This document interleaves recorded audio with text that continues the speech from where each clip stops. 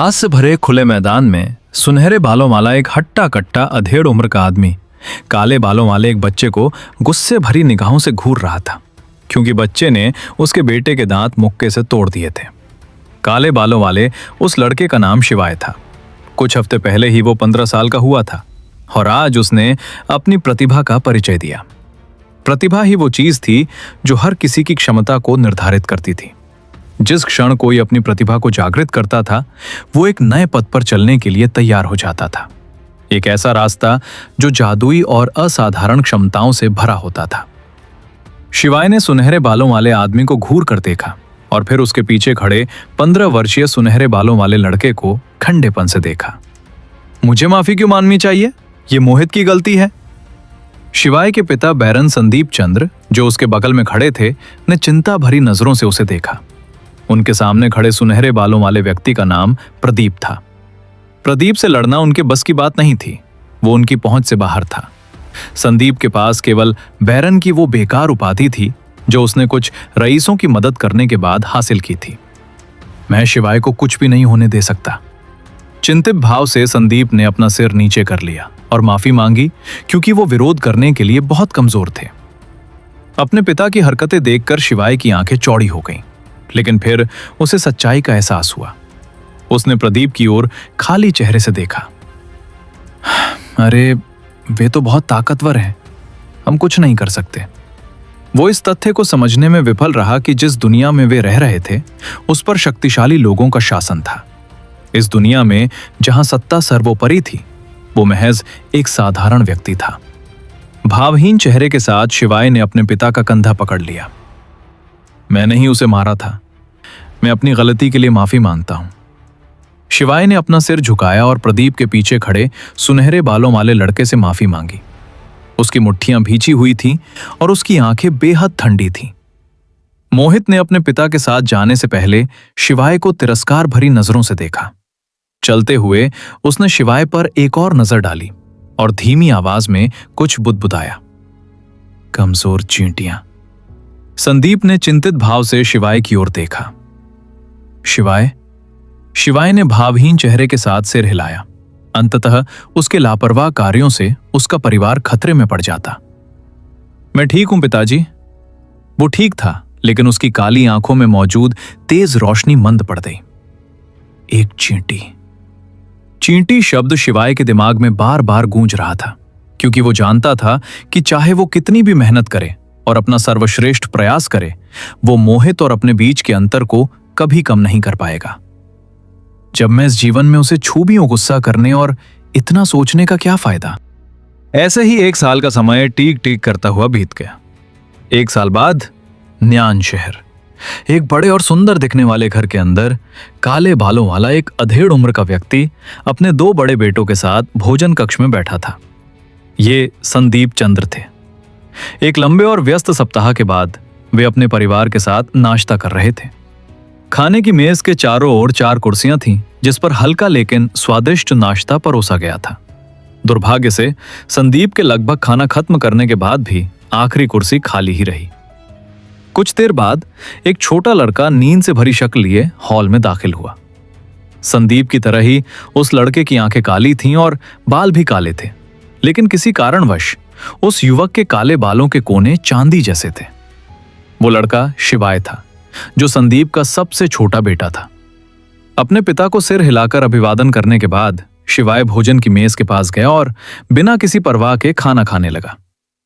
संदीप ने हाँ भरते हुए शिवाय के बालों को देखा। पता नहीं क्यों पिछले महीने शिवाय के काले बालों का एक कोना चांदी जैसा हो गया था। पहले तो संदीप को इस अजीब बदलाव के कारण चिंता हुई, लेकिन कुछ समय तक पूछताछ करने के बाद भी उन्हें शिवाय के स्वास्थ्य में कोई समस्या नहीं मिली। जब तक वो स्वस्थ है तब तक सब ठीक है। संदीप ने शिवाय की ओर मुस्कुराते हुए देखा। फिर से देर से? माफ कीजिए पिताजी, मुझे देर तक नींद आ गई। शिवाय के आलसी रवैये को देखकर संदीप के सबसे बड़े बेटे सुशांत ने भौहें चढ़ा ली। एक हाँ भरते हुए सुशांत ने सिर हिलाया, क्योंकि शिवाय का नाश्ते के लिए देर से आना बहुत आम बात थी।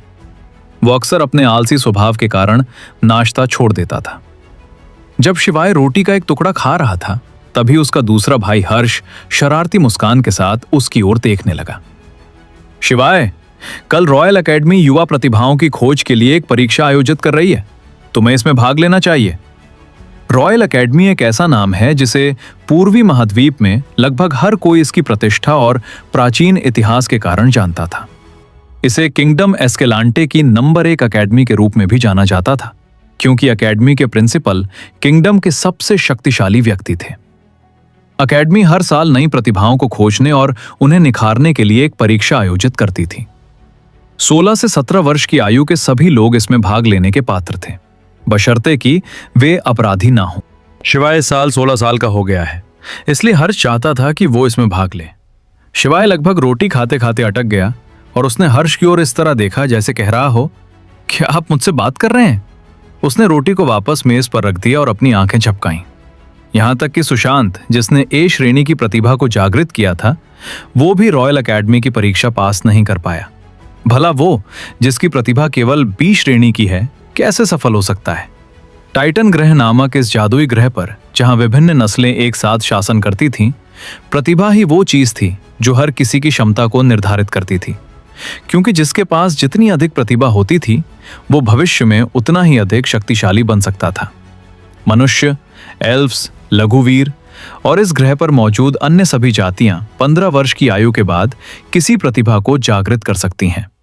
निम्नतम प्रतिभा F रैंक की और उच्चतम प्रतिभा SSS रैंक की होती है। प्रत्येक रैंक को आगे 3 अलग अलग सब रैंक F-, F और F+ में विभाजित किया गया था। शिवाय में केवल बी रैंक की प्रतिभा जागृत हुई थी, इसलिए वो योद्धा या जादूगर नहीं बनना चाहता था। धिक्कार है, वो लड़ाई से जुड़ी हर चीज से हजारों मीटर दूर रहना चाहता था। सुशांत ने शिवाय के भावहीन चेहरे को देखा। उसके चेहरे पर एक हल्की सी मुस्कान आई और वो जल्दी से बातचीत में शामिल हो गया। वो अपने आलसी भाई को थोड़ा परेशान करना चाहता था। ये एक अच्छा सुझाव है शिवाय, तुम्हें इसमें भाग लेना चाहिए। भले ही तुम असफल हो जाओ, खैर तुम वैसे भी असफल हो जाओगे, लेकिन इससे तुम्हें मूल्यवान अनुभव मिलेगा। संदीप असमंजस में दिखे, लेकिन सुशांत की सिकुड़ी हुई आंखों को देखकर उन्होंने तुरंत सहमति में सिर हिला दिया। वो एक धनी व्यापारी था। स्वयं बी रैंक का होने के कारण वो जानता था कि जिस दुनिया में वे रह रहे थे, वो कमजोरों के प्रति क्रूर थी। उनके दोनों बड़े बेटों को जीवन में कई असफलताओं का सामना करना पड़ा, लेकिन सबसे छोटा बेटा शिवाय हमेशा आलसी और लापरवाह था। उनकी इच्छा थी कि शिवाय बड़ा होकर बाहरी दुनिया का अनुभव करे। संदीप जानते थे कि रॉयल एकेडमी की परीक्षा कठिन थी, लेकिन उन्हें चिंता नहीं थी, क्योंकि अन्य एकेडमियों के विपरीत रॉयल एकेडमी की प्रवेश परीक्षा में कभी भी किसी की मृत्यु नहीं हुई थी।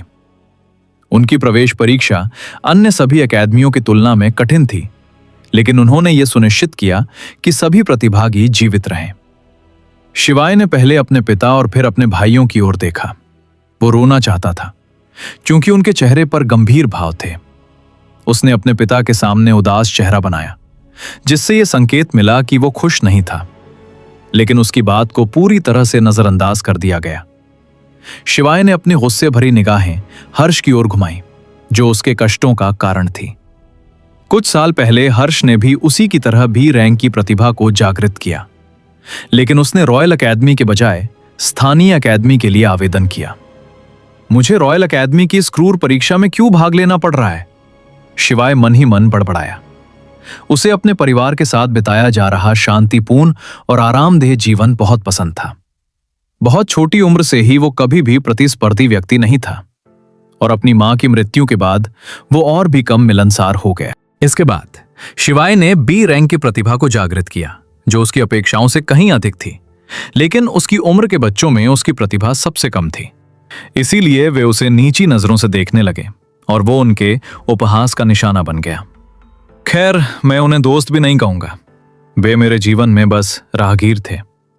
अंततः शिवाय ने सभी से बातचीत करना बंद कर दिया और अपने परिवार के साथ एक सामान्य जीवन जीना शुरू कर दिया। अपने बड़े भाई के लगातार टोकने के कारण वो तलवार चलाने की बुनियादी चालों का अभ्यास तो करता था, लेकिन बस इतना ही। उसने कभी भी गंभीरता से प्रयास नहीं किया, क्योंकि यह बहुत झंझट भरा काम था। जब उसे अपनी सीमाओं का पहले से ही पता था, तो कड़ी मेहनत करने का क्या फायदा? वो बस अपनी पूरी जिंदगी मौज मस्ती में बिताना चाहता था। कुछ सालों बाद वो शहर में एक छोटा मोटा कारोबार शुरू करेगा और आरामदेह जीवन जिएगा। शिवाय ने आह भरी। सामान्य जीवन जीने के उसके सपने चकनाचूर हो गए थे, क्योंकि उसका वो भाई उसके सामने जमकर खा रहा था। मेरी कामना है कि तुम जो खाना खा रहे हो उसी में तुम्हारा दम घुट जाए। खाना खा रहे हर्ष को अचानक रीढ़ की हड्डी में सिहरन महसूस हुई। उसने एकमात्र दोषी शिवाय की ओर देखा। मुझे लगता है कि तुम मनी मन मुझे कोस रहे हो। शिवाय ने मासूमियत से अपनी आंखें झपकाईं और उलझन भरा भाव दिखाया। उसने पीछे मुड़कर देखा। कौन? हर्ष का मन कर रहा था कि वो शिवाय को एक घूंसा मार दे, लेकिन उसने शांत होने के लिए गहरी सांस ली और फिर से खाना शुरू कर दिया। कल तो मुझे उसे कष्ट सहते हुए देखना ही होगा। दूसरी ओर शिवाय ने तिरछी निगाहों से हर्ष को फिर से घूरा। वो फिर से कोस रहा था। लगता है इस मामले में उसके पास कोई विकल्प नहीं बचा है। ऐसा नहीं है कि मैं एग्जाम पास कर लूंगा, इसलिए अनुभव के लिए इसे आजमाना कोई बड़ी बात नहीं है।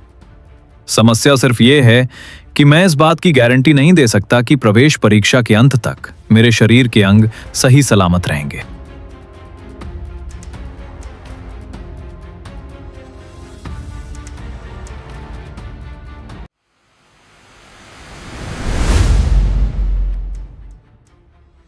एपिसोड 2, एंट्रेंस एग्जाम का दिन। अगले दिन सुबह सुबह एक हॉल के अंदर जो पुरानी कलाकृतियों और चित्रों से भरा हुआ था। जल्दी करो, हमें देर हो जाएगी। हॉल में हर्ष की तेज आवाज गूंज उठी। उसने गहरे नीले रंग की जैकेट और उसी रंग की पैंट पहनी हुई थी और अपने काले बालों की वजह से वो काफी आकर्षक लग रहा था। कल रात उन्हें शिवाय के साथ टेस्टिंग एरिना जाने का काम सौंपा गया था, क्योंकि चंद्र और सुशांत दोनों काम से संबंधित कुछ चीजों में व्यस्त थे। जब हर्ष अधीर भाव से इंतजार कर रहा था, तभी ऊपर से एक अनिच्छुक आवाज आई। आ रहा हूं। 1 मिनट बाद हर्ष को सीढ़ियों पर कदमों की आहट सुनाई दी। उसने ऊपर देखा और शिवाय को बेपरवाह भाव से इत्मीनान से चलते देखकर उसे गुस्सा आ गया। तुम ऐसे क्यों दिख रहे हो जैसे टहल रहे हो? जल्दी करो। हर्ष गुस्से से चिल्लाया और एक ही पल में शिवाय उसके बगल में खड़ा हो गया, क्योंकि सुशांत के विपरीत हर्ष का स्वभाव खराब था और जब भी वो आलसी होता था तो उसे पीटने में मजा आता था। हर्ष एक डी रैंक का योद्धा था, इसीलिए शिवाय, जिसने अपनी प्रतिभा जागृत होने के बाद एक भी उपरैंक ऊपर नहीं उठाया था, उसके सामने टिक नहीं पाया। अंत में मार पिटाई से उसकी आंखें हमेशा बैंगनी हो जाती थी। छी, वो हमेशा मुझ जैसे कमजोर एफ रैंक वाले को धमकाता रहता है। शिवाय मन ही मन सोचने लगा और दबी हुई नाराजगी के साथ हर्ष को घूरने लगा। मैं भविष्य में एक दिन इसका बदला जरूर लूंगा। हर्ष ने शिवाय की तरफ देखा। उसने बैंगनी रंग की लंबी आस्तीन वाली शर्ट और काली पैंट पहनी हुई थी। इसके बाद दोनों घर से निकल गए। हमेशा की तरह पूरा शहर चहल पहल से भरा हुआ था। संकरी सड़कों के चारों ओर चौकोर ईंटों से बनी इमारतें थीं। कई दुकानदार अपनी दुकानों में आने वाले ग्राहकों को अपना सामान बेच रहे थे। चलते समय शिवाय अनजाने में दूर स्थित खाली घर को देखता रहा।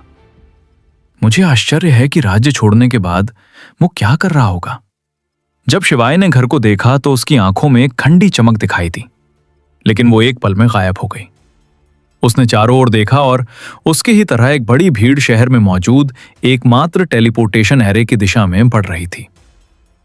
आज राज्य की सबसे प्रभावशाली अकादमी प्रवेश परीक्षा आयोजित कर रही है। यदि वे भाग लेने में असमर्थ हैं, तो वे परीक्षा स्थल के अंदर दूसरों का प्रदर्शन देख सकते हैं। शिवाय ने मनी मन कड़वाहट भरे भाव से सोचा, उनसे अलग मैं वहां अपने शरीर के अंगों को तोड़ने जा रहा हूं। 1 घंटे बाद शिवाय और हर्ष शहर के पश्चिमी भाग में पहुंचे, जहां टेलीपोर्टेशन एरे मौजूद था। ये एक चबूतरे पर वृत्ताकार रूप में बना हुआ था, जिस पर विभिन्न प्रकार के प्रतीक चिन्ह खुदे हुए थे। टेलीपोर्टेशन एरे का उपयोग एक स्थान से दूसरे स्थान तक लंबी दूरी की यात्रा पलक झपकते ही करने के लिए किया जाता था। एरे के सामने 2 लंबी कतारों में भारी भीड़ जमा थी, इसीलिए शिवाय और हर्ष की बारी आने में थोड़ा समय लगा। कुछ ही देर में औपचारिक यूनिफॉर्म पहने हुए मजबूत कदकाठी वाले काले बालों वाले एक बुजुर्ग व्यक्ति उन दोनों के पास आए। आप कहाँ जाना चाहोगे? हर्ष ने उस परिचित बूढ़े व्यक्ति की ओर देखा। उसने उस व्यक्ति को शहर से बाहर जाते समय पहले भी कई बार देखा था। Capital city. अपना गंतव्य बताने के बाद उसने अपनी एक उंगली पर मौजूद भंडारण अंगूठी से माना पत्थरों की एक थैली निकाली और उसे बूढ़े व्यक्ति को दे दी। सोने के सिक्कों के बाद माना पत्थर हर राज्य में इस्तेमाल होने वाली दूसरी मुद्रा है। ये पत्थर प्राकृतिक रूप से पत्थरों के भीतर फंसी शुद्ध माना ऊर्जा से बनते हैं। माना पत्थरों का उपयोग हथियारों को उन्नत बनाने, कलाकृतियां बनाने और अंत में टेलीपोर्टेशन एरे को सक्रिय करने के लिए किया जा सकता है।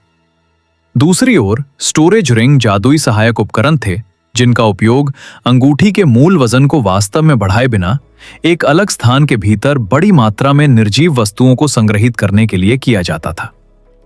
बूढ़े व्यक्ति ने थैली उठाई और अपनी तीव्र इंद्रियों से उसमें मौजूद माना पत्थरों को गिनने के बाद उसने दोनों को चबूतरे पर खड़े होने का इशारा किया। ठीक है, जाओ और उन लोगों के समूह के साथ खड़े हो जाओ। हर्ष ने सिर हिलाया और शिवाय के साथ वो जल्दी से उस टेलीपोर्टेशन एरे पर चढ़ गई जो पहले से ही लोगों से भरा हुआ था। बूढ़ा आदमी सरणी से कुछ ही मीटर दूर स्थित एक स्टैंड के पास पहुंचा। उसने स्टैंड के ऊपर कुछ माना पत्थर रख दिए। एक पल में ही एरे चमकने लगा और शिवाय को ऐसा लगा जैसे कोई उसके आंतरिक अंगों को हिला रहा हो। फिर वो अपने आसपास मौजूद सभी लोगों के साथ गायब हो गया। अगले ही पल वे लोगों से भरी एक दूसरी जगह पर पहुंच गए। शिवाय शायद ही कभी घर से बाहर निकलता था, इसलिए टेलीपोर्टेशन एरे का इस्तेमाल करना उसका पहला अनुभव था। उस समय उसे ऐसा लग रहा था जैसे वो सारा नाश्ता उल्टी कर दे, लेकिन हर्ष को कोई परेशानी नहीं थी क्योंकि वो इस अनुभूति का आदी हो चुकी थी। हर्ष ने शिवाय के चेहरे की ओर देखा जो मानो फीका पड़ रहा था। बस याद रखना, तुम पहली बार टेलीपोर्टेशन डिवाइस का इस्तेमाल कर रहे हो, लेकिन तुम्हारी हालत मुझसे बेहतर लग रही है। कम से कम तुम्हें उल्टी तो नहीं हो रही? शिवाय ने घृणा भरी नजरों से हर्ष की ओर देखा। सबसे पहले तो आपने ही यहां आने का सुझाव दिया था, अब आप मेरा मजाक उड़ा रहे हो। वो हर्ष के चेहरे पर कुछ मुक्के मारना चाहता था, लेकिन वो जानता था कि उसके सामने उसकी कोई संभावना नहीं है। मार खाने के बजाय चुप रहना मेरे लिए बेहतर है। शिवाय की गुस्से से भरी आंखों को देखकर हर्ष की मुस्कान और चौड़ी हो गई। उसने शिवाय के कंधे को कसकर पकड़ लिया। क्या तुम फिर से कुछ बुरा सोच रहे हो? नहीं, बिल्कुल नहीं, शिवाय ने झट से मना कर दिया। हर्ष ने तिरस्कार भरी मुस्कान के साथ व्यस्त सड़कों पर चलना शुरू किया। उसने शिवाय की ओर एक नजर डाली और अपनी गति बढ़ा दी।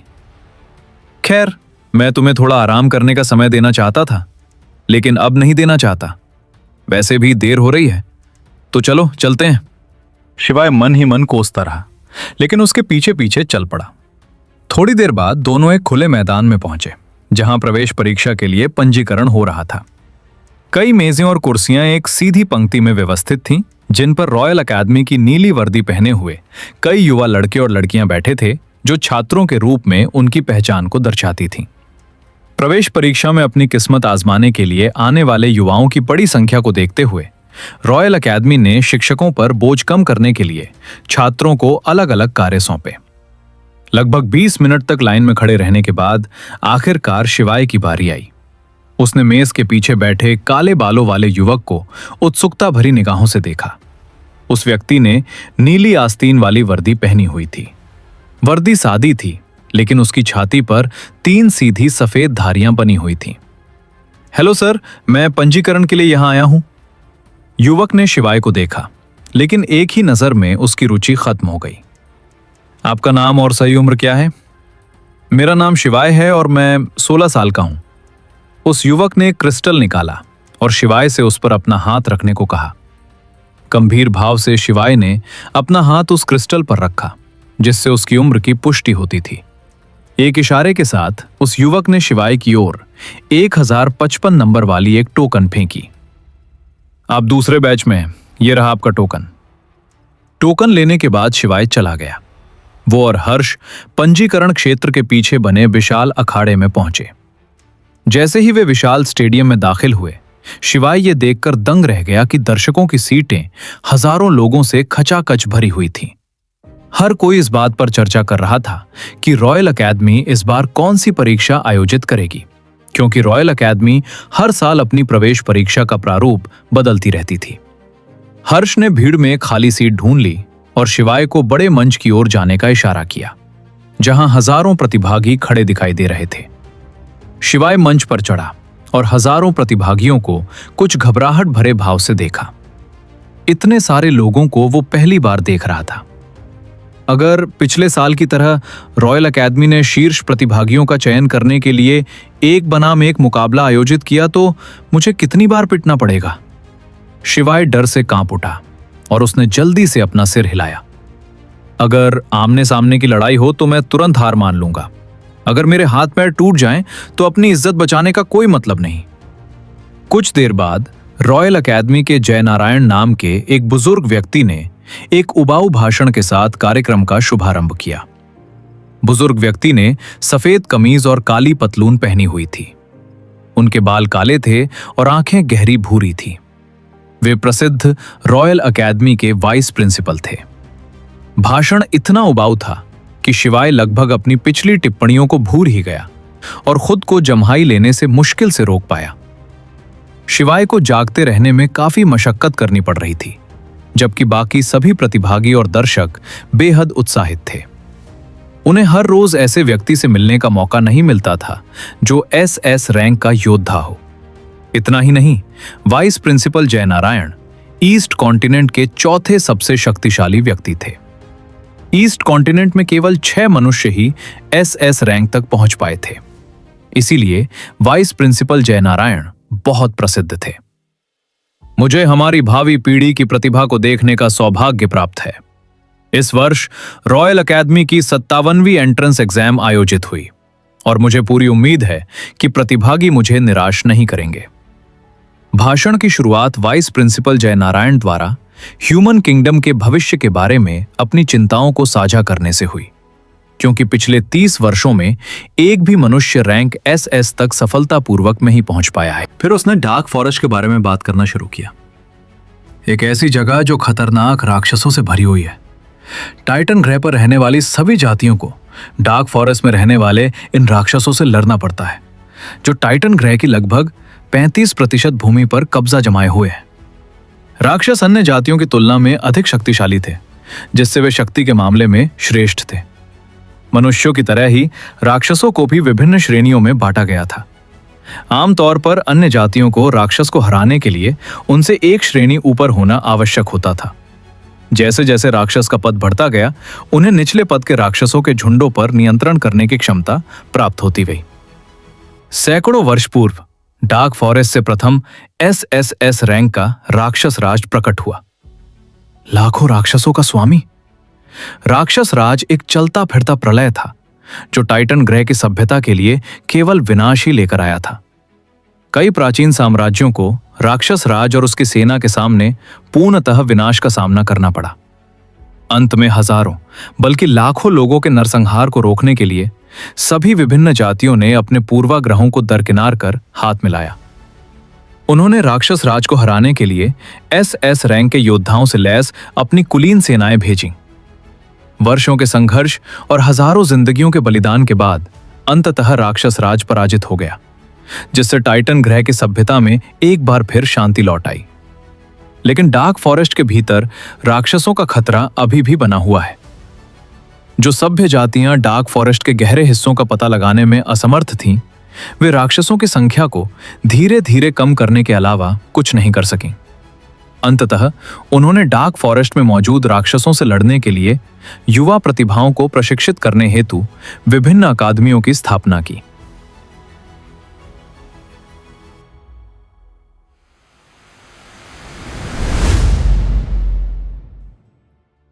एपिसोड 3 रॉयल अकेडमी प्रवेश परीक्षा।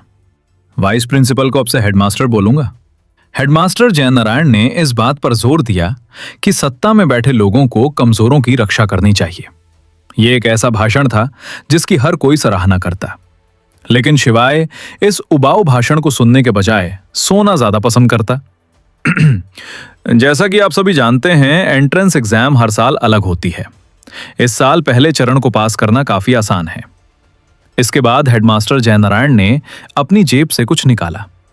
देखा आपने, आप में से प्रत्येक को यह छोटा सा झंडा दिया जाएगा और कुछ ही मिनटों में सभी प्रतिभागियों को रॉयल अकेडमी द्वारा निर्मित एक विशेष कृत्रिम काल कोठरी में टेलीपोर्ट कर दिया जाएगा। आपको झंडा खोए बिना दौड़कर काल कोठरी के अंत तक पहुंचना होगा। अंत में शीर्ष 1000 प्रतिभागी पहले दौर को पार कर लेंगे। काल कोठरी के अंदर कुछ राक्षस होंगे जो आपका रास्ता रोकेंगे। यह आप पर निर्भर करता है कि आप उनका शिकार करें या उनसे बचें। लेकिन याद रखें कि आपका असली लक्ष्य सबसे पहले अंतिम रेखा तक पहुंचना होना चाहिए। आसान है ना? जयनारायण ने मुस्कुराते हुए घोषणा की। शिवाय ने हेडमास्टर के चेहरे पर फैली चौड़ी मुस्कान को देखा और मन ही मन उसे कोसने लगा। मैंने आखिरी बार इतना कब दौड़ा था? मेरी सहन शक्ति तो लगभग खत्म ही हो चुकी है। मैं काल कोठरी के अंत तक कैसे पहुंचूंगा? जयनारायण ने समझाया कि प्रतिभागी काल कोठरी के अंदर एक दूसरे को लूट सकते हैं।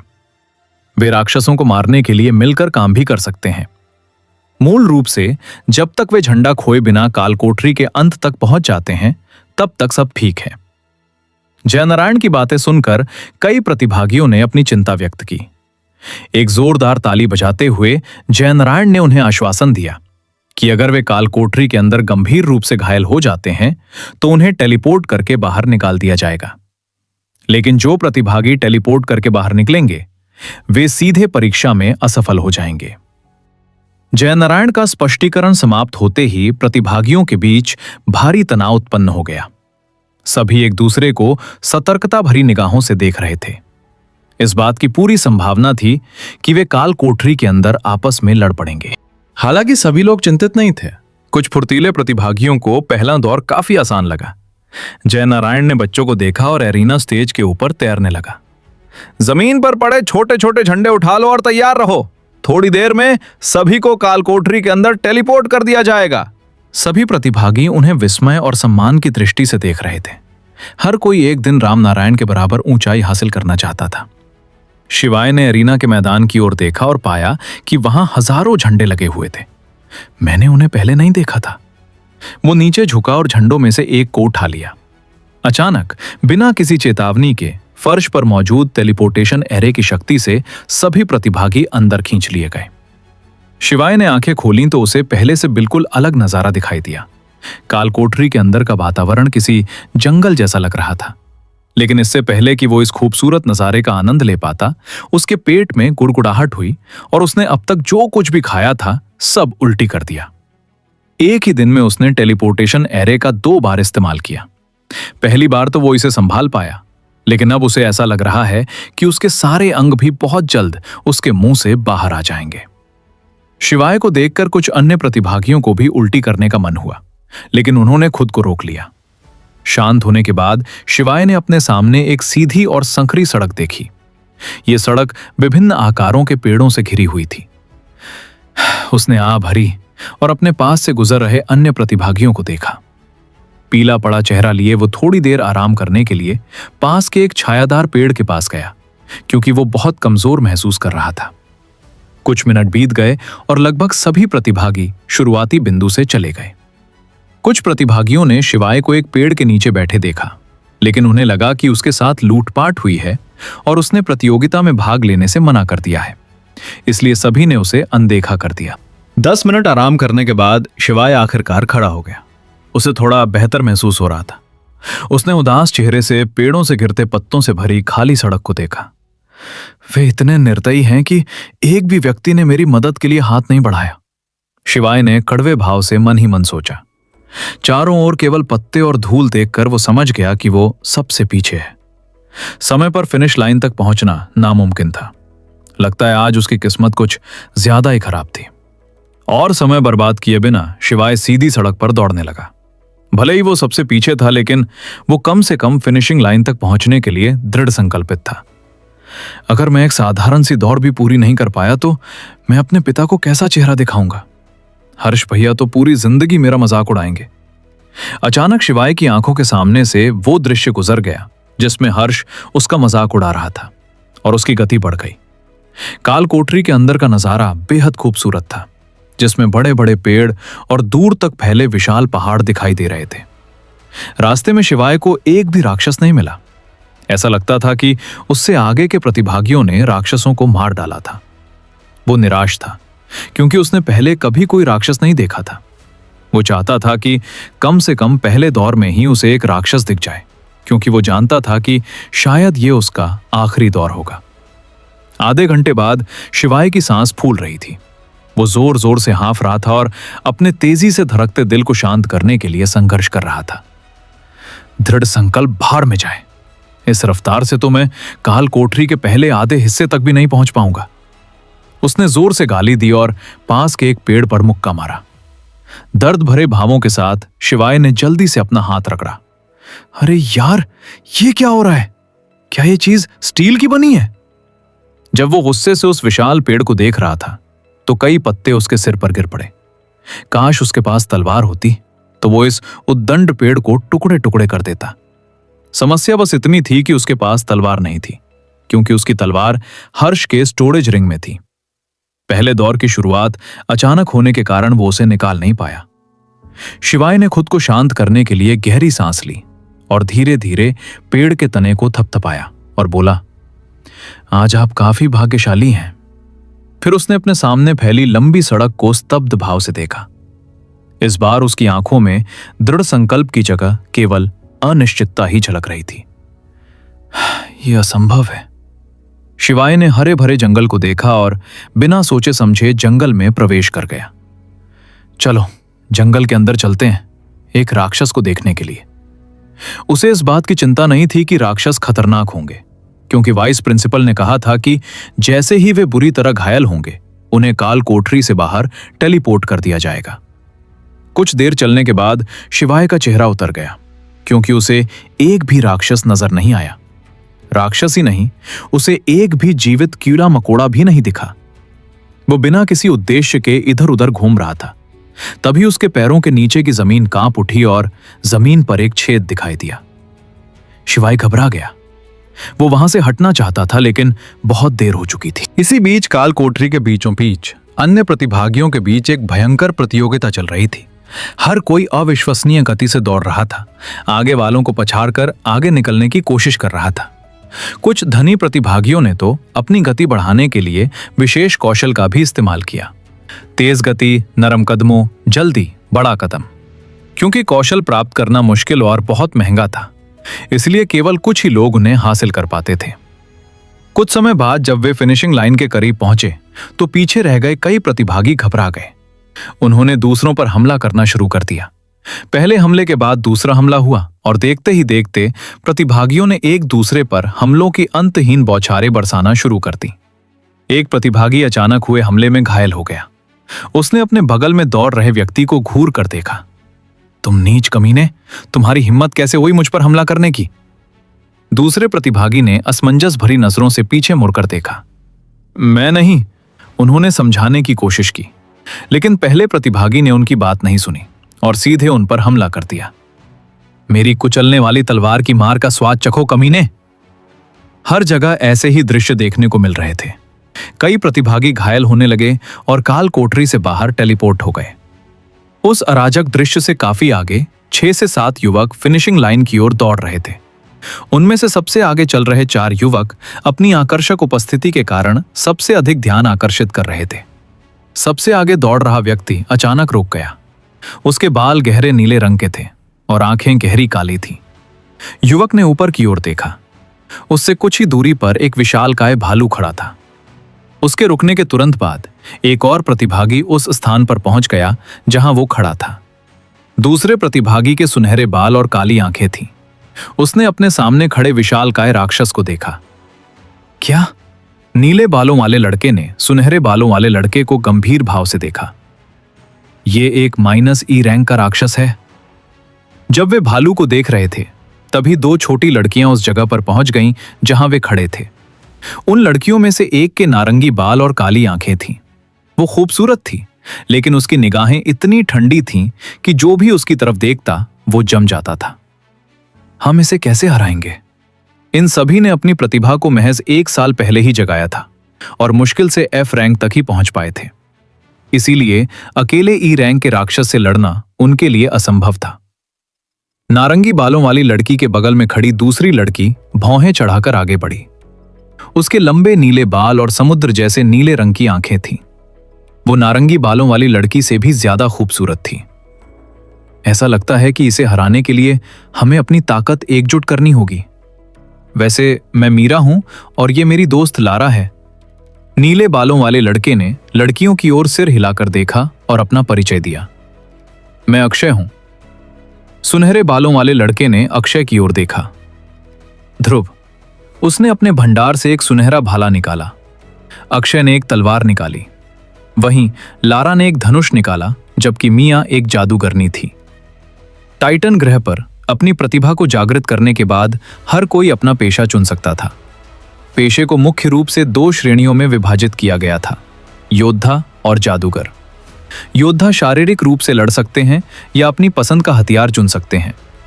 वे अपने शरीर में मौजूद ऊर्जा का उपयोग केवल हथियारों या अपने द्वारा सीखे गए कौशलों के माध्यम से ही कर सकते थे। हथियार कुछ भी हो सकता है, तलवार, भाला, धनुष, गदा आदि। वहीं जादूगर योद्धाओं से भिन्न थे। वे अपने शरीर में मौजूद माना शक्ति को नियंत्रित करने के लिए मंत्र सीख सकते थे। यही कारण है कि योद्धा केवल अपने सीखे हुए कौशल का उपयोग कर सकते थे, जबकि जादूगर बिना किसी कौशल के भी मंत्रों का उच्चारण कर सकते थे और प्राकृतिक तत्वों का उपयोग कर सकते थे। चाहे वे योद्धा हों या जादूगर, जब भी वे वायुमंडल में मौजूद माना शक्ति को तोड़कर आगे बढ़ते थे, वो शक्ति उनके शरीर में समा जाती थी और उन्हें और अधिक शक्तिशाली बना देती थी।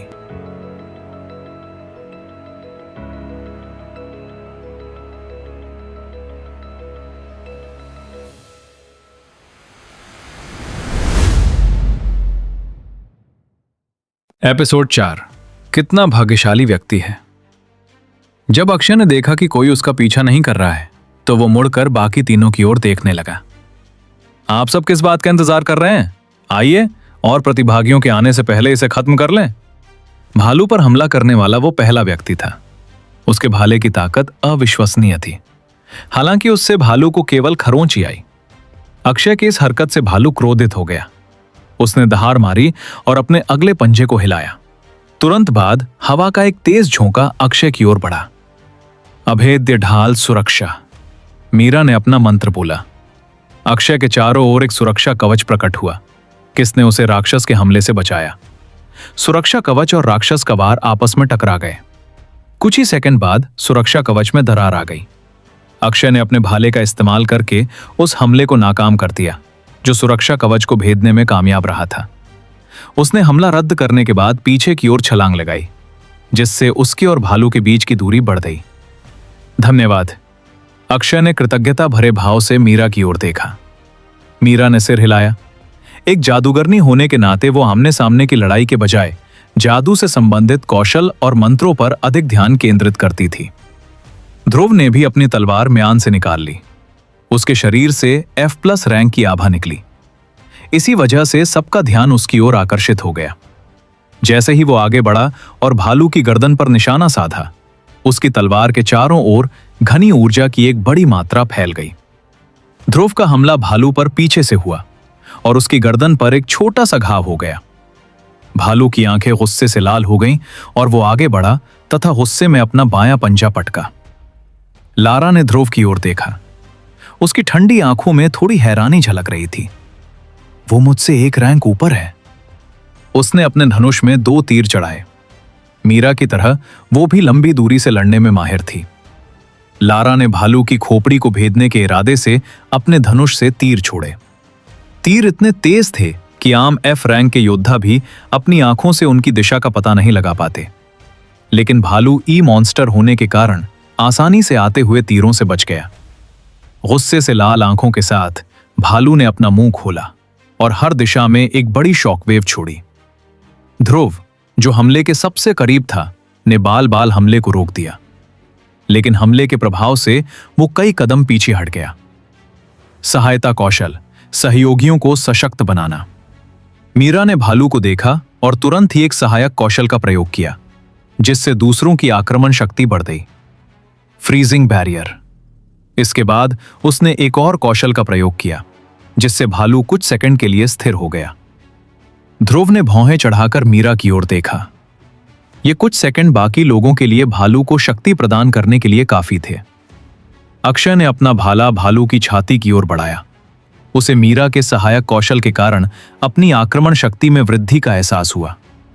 अक्षय भी आगे बढ़ा और भालू पर हमला कर दिया। लारा भी पीछे नहीं रहना चाहती थी, इसलिए उसने अपने धनुष में एक तेज तीर चढ़ाया। उसने भालू की गर्दन पर निशाना साधते हुए तीर छोड़ दिया। लगातार हमलों के चलते भालू को अपना बचाव करने का मौका तक नहीं मिला। वो दर्द से करा उठा और बुरी तरह घायल हो गया। इस स्थिति का फायदा भालू पर बेरहमी से हमला किया और 1 मिनट के भीतर ही उसकी मौत हो गई।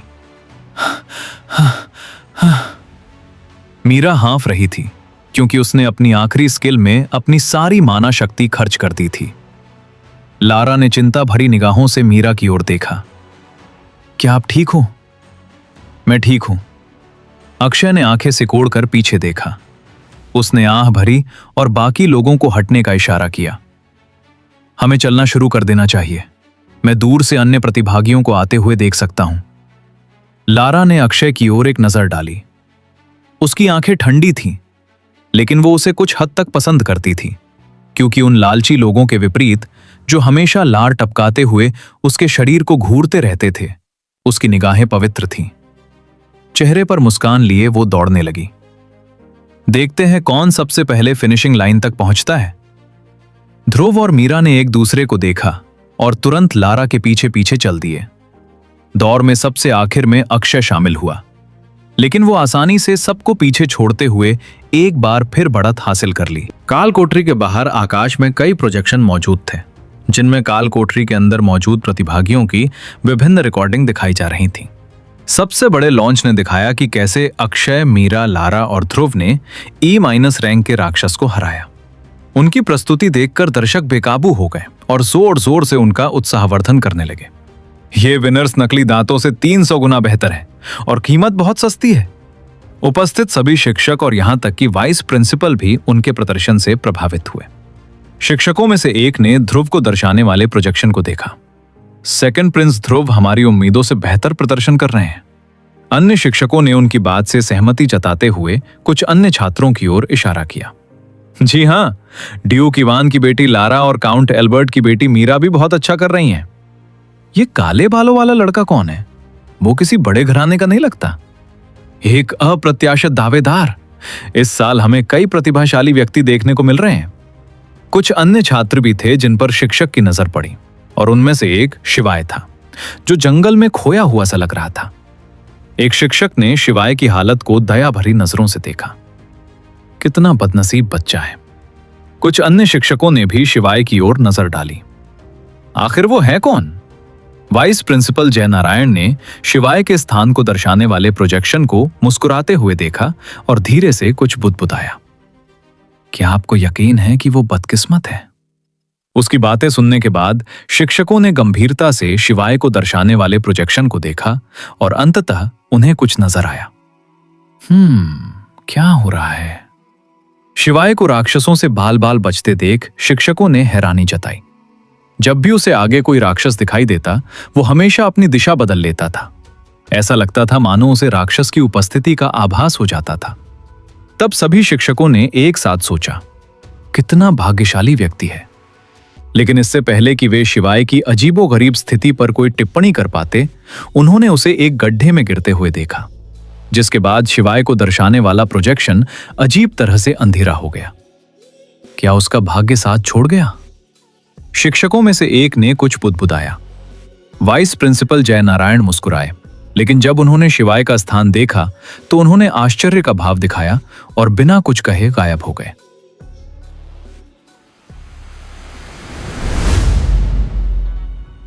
अध्याय 5, कौशल का मूल खोजना।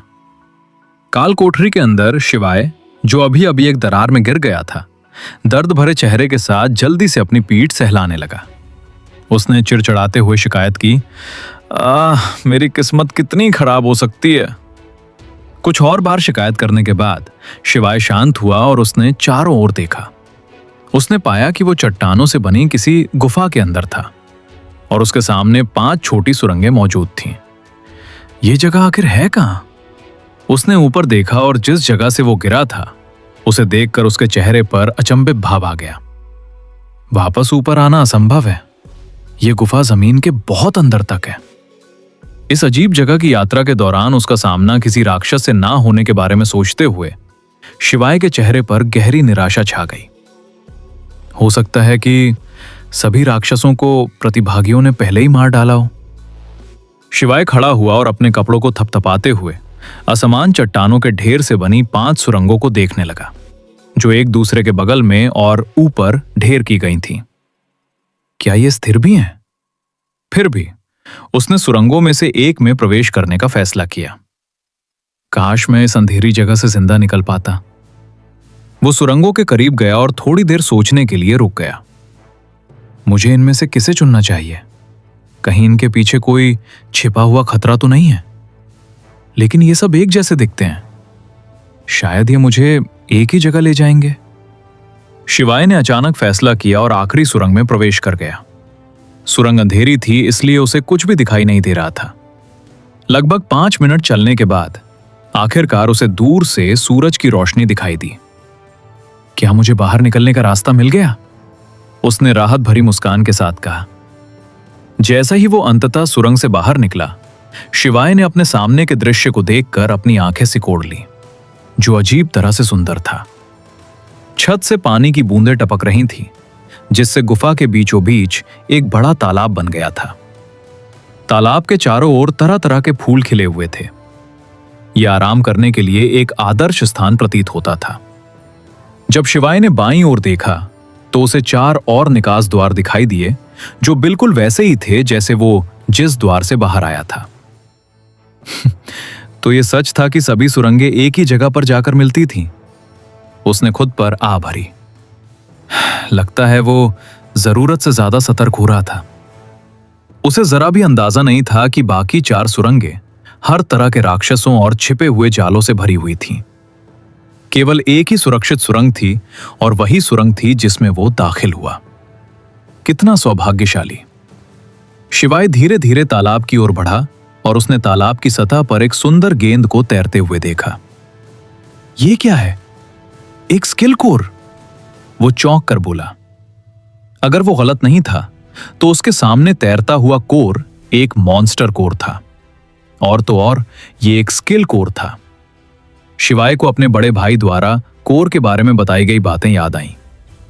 सामान्य मॉन्स्टर कोर आमतौर पर वायुमंडल के संपर्क में आने के बाद गायब हो जाता है, जबकि कौशल युक्त मॉन्स्टर कोर तब तक गायब नहीं होता जब तक कि कोर के अंदर मौजूद कौशल किसी और द्वारा सीख न लिया जाए।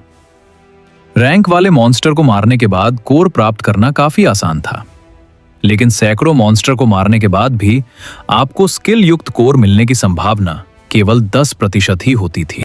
शिवाय तुरंत केंद्र की ओर नहीं दौड़ा। उसने चारों ओर देखा कि कहीं कोई खतरा तो नहीं है, लेकिन कुछ मिनट तक चारों ओर देखने के बाद भी उसे कुछ भी संदिग्ध नहीं मिला और इंतजार किए बिना वो तुरंत तालाब में उतरा और तैरते हुए कोर को पकड़ लिया। शिवाय ने मुस्कुराते हुए कोर की ओर देखा। अब तुम मेरी हो। कोर को पकड़ने के बाद उसने उसकी जांच की और वास्तव में वो एक कुशल कोर थी। इसे आत्मसात करने के बाद मुझे किस रैंक का कौशल प्राप्त होगा? ये इतना बड़ा है कि मेरी मुट्ठी में समा सकता है। उसने गहरी सांस ली और उस सार को आत्मसात कर लिया, इस बात से अनजान कि उस सार का रक्षक तालाब के अंदर झपकी ले रहा था। मूल तत्व को आत्मसात करने के बाद शिवाय को उस कौशल के बारे में गहन ज्ञान अपने मस्तिष्क में प्रवेश करता हुआ महसूस हुआ। आइस डोमन कौशल के लिए कितना अद्भुत नाम है, लेकिन इसका कोई रैंक क्यों नहीं है? शिवाय को रैंक से कोई खास फर्क नहीं पड़ता था जब तक कि कौशल उपयोगी हो। हाँ, लेकिन इस कौशल का उपयोग करने के लिए मेरी माना शक्ति कम से कम C रैंक की होनी चाहिए, और चूंकि मैं अभी केवल -F रैंक पर हूं, मुझे नहीं लगता कि मैं जल्द ही इस कौशल का उपयोग कर पाऊंगा। मन ही मन सोचते हुए वो धीरे धीरे तालाब से बाहर निकल आया। उसने गुफा से बाहर निकलने का रास्ता खोजने के लिए चारों ओर देखा और अंत में उसे तालाब के पीछे एक छोटा सा छिपा हुआ रास्ता दिखाई दिया। उम्मीद है इससे मैं यहां से निकल जाऊंगा। अच्छे मूड में शिवाय उस छोटे से खुले स्थान से अंदर चला गया।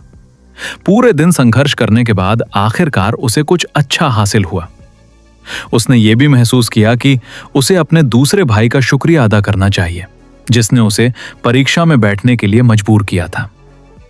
शिवाय के जाने के बाद वाइस प्रिंसिपल जयनारायण गुफा के अंदर प्रकट हुए। उन्होंने भौहें चढ़ाकर चारों ओर देखा और मन ही मन कहा, मैंने कभी कल्पना भी नहीं की थी कि कोई अनजान लड़का बड़े प्रिंसिपल द्वारा जाने से पहले छोड़ी गई आर्ट को सीख लेगा। अचानक तालाब के अंदर हलचल हुई और एक बड़ा सांप तालाब से बाहर निकला। वही कौशल के मूल तत्व की रक्षा कर रहा था। सांप ने उस जगह को देखा जहां मूल तत्व मौजूद होना चाहिए था, फिर कमरे के अंदर मौजूद एकमात्र व्यक्ति को देखा। सांप ने फुफकार मारी और तुरंत जयनारायण पर हमला कर दिया, ये सोचकर कि वही वो व्यक्ति था जिसने मूल तत्व लिया था। अरे, उस लड़के की किस्मत कितनी अच्छी है, उसने गार्जियन को हराए बिना ही इनाम जीत लिया। वाइस प्रिंसिपल जयनारायण ने अपने दाहिने हाथ को हिलाकर सांप को उड़ा दिया। अब जबकि उसने आइस ड्रैगन का कौशल सीख लिया है, मैं उसे परीक्षा में असफल नहीं होने दे सकता, अन्यथा बड़े प्रधानाचार्य मुझ पर दोष मढ़ देंगे। तालाब को एक बार फिर निहारने के बाद वाइस प्रिंसिपल जयनारायण फिर गायब हो गए।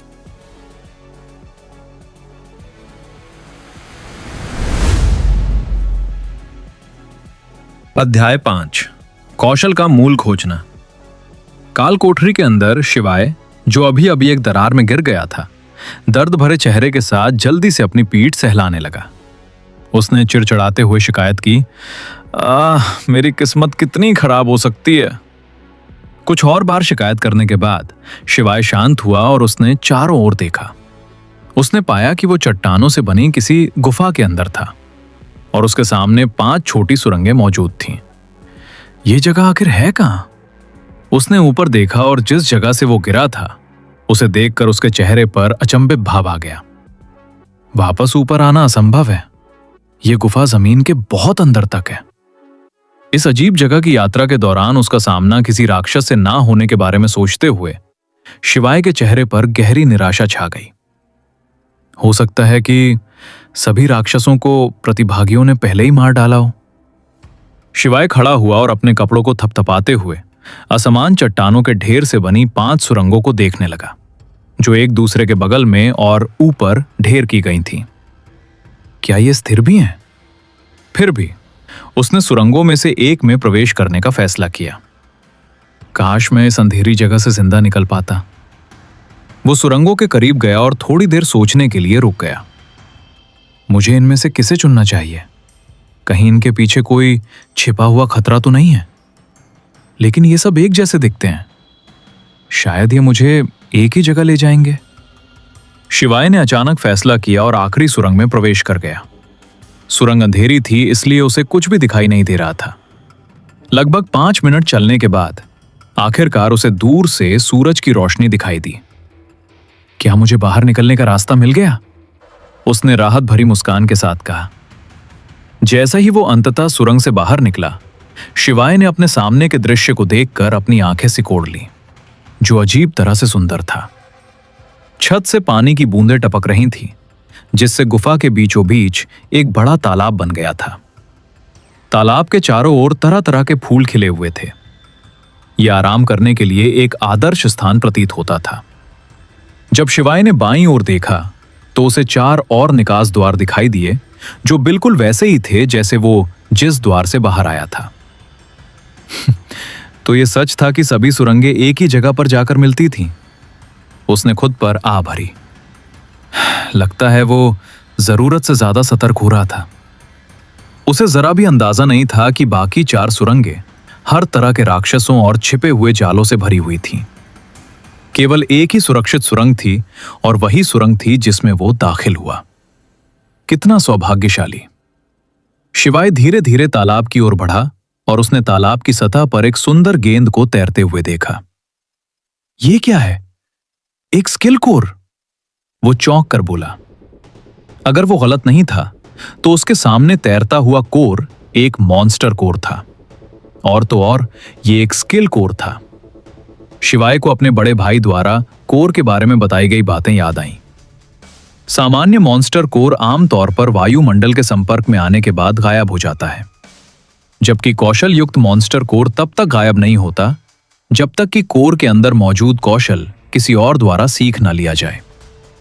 रैंक वाले मॉन्स्टर को मारने के बाद कोर प्राप्त करना काफी आसान था, लेकिन सैकड़ों मॉन्स्टर को मारने के बाद भी आपको स्किल युक्त कोर मिलने की संभावना केवल 10% ही होती थी। शिवाय तुरंत केंद्र की ओर नहीं दौड़ा। उसने चारों ओर देखा कि कहीं कोई खतरा तो नहीं है, लेकिन कुछ मिनट तक चारों ओर देखने के बाद भी उसे कुछ भी संदिग्ध नहीं मिला और इंतजार किए बिना वो तुरंत तालाब में उतरा और तैरते हुए कोर को पकड़ लिया। शिवाय ने मुस्कुराते हुए कोर की ओर देखा। अब तुम मेरी हो। कोर को पकड़ने के बाद उसने उसकी जांच की और वास्तव में वो एक कुशल कोर थी। इसे आत्मसात करने के बाद मुझे किस रैंक का कौशल प्राप्त होगा? ये इतना बड़ा है कि मेरी मुट्ठी में समा सकता है। उसने गहरी सांस ली और उस सार को आत्मसात कर लिया, इस बात से अनजान कि उस सार का रक्षक तालाब के अंदर झपकी ले रहा था। मूल तत्व को आत्मसात करने के बाद शिवाय को उस कौशल के बारे में गहन ज्ञान अपने मस्तिष्क में प्रवेश करता हुआ महसूस हुआ। आइस डोमन कौशल के लिए कितना अद्भुत नाम है, लेकिन इसका कोई रैंक क्यों नहीं है? शिवाय को रैंक से कोई खास फर्क नहीं पड़ता था जब तक कि कौशल उपयोगी हो। हाँ, लेकिन इस कौशल का उपयोग करने के लिए मेरी माना शक्ति कम से कम सी रैंक की होनी चाहिए, और चूंकि मैं अभी केवल -F रैंक पर हूं, मुझे नहीं लगता कि मैं जल्द ही इस कौशल का उपयोग कर पाऊंगा। मन ही मन सोचते हुए वो धीरे धीरे तालाब से बाहर निकल आया। उसने गुफा से बाहर निकलने का रास्ता खोजने के लिए चारों ओर देखा और अंत में उसे तालाब के पीछे एक छोटा सा छिपा हुआ रास्ता दिखाई दिया। उम्मीद है इससे मैं यहां से निकल जाऊंगा। अच्छे मूड में शिवाय उस छोटे से खुले स्थान से अंदर चला गया। पूरे दिन संघर्ष करने के बाद आखिरकार उसे कुछ अच्छा हासिल हुआ। उसने ये भी महसूस किया कि उसे अपने दूसरे भाई का शुक्रिया अदा करना चाहिए, जिसने उसे परीक्षा में बैठने के लिए मजबूर किया था। शिवाय के जाने के बाद वाइस प्रिंसिपल जयनारायण गुफा के अंदर प्रकट हुए। उन्होंने भौहें चढ़ाकर चारों ओर देखा और मन ही मन कहा, मैंने कभी कल्पना भी नहीं की थी कि कोई अनजान लड़का बड़े प्रिंसिपल द्वारा जाने से पहले छोड़ी गई आर्ट को सीख लेगा। अचानक तालाब के अंदर हलचल हुई और एक बड़ा सांप तालाब से बाहर निकला। वही कौशल के मूल तत्व की रक्षा कर रहा था। सांप ने उस जगह को देखा जहां मूल तत्व मौजूद होना चाहिए था, फिर कमरे के अंदर मौजूद एकमात्र व्यक्ति को देखा। सांप ने फुफकार मारी और तुरंत जयनारायण पर हमला कर दिया, ये सोचकर कि वही वो व्यक्ति था जिसने मूल तत्व लिया था। अरे, उस लड़के की किस्मत कितनी अच्छी है, उसने गार्जियन को हराए बिना ही इनाम जीत लिया। वाइस प्रिंसिपल जयनारायण ने अपने दाहिने हाथ को हिलाकर सांप को उड़ा दिया। अब जबकि उसने आइस ड्रैगन का कौशल सीख लिया है, मैं उसे परीक्षा में असफल नहीं होने दे सकता, अन्यथा बड़े प्रधानाचार्य मुझ पर दोष मढ़ देंगे। तालाब को एक बार फिर निहारने के बाद वाइस प्रिंसिपल जयनारायण फिर गायब हो गए। अगर आपको ये कहानी अच्छी लगी हो तो इंतजार कीजिए अगले एपिसोड वीडियो का।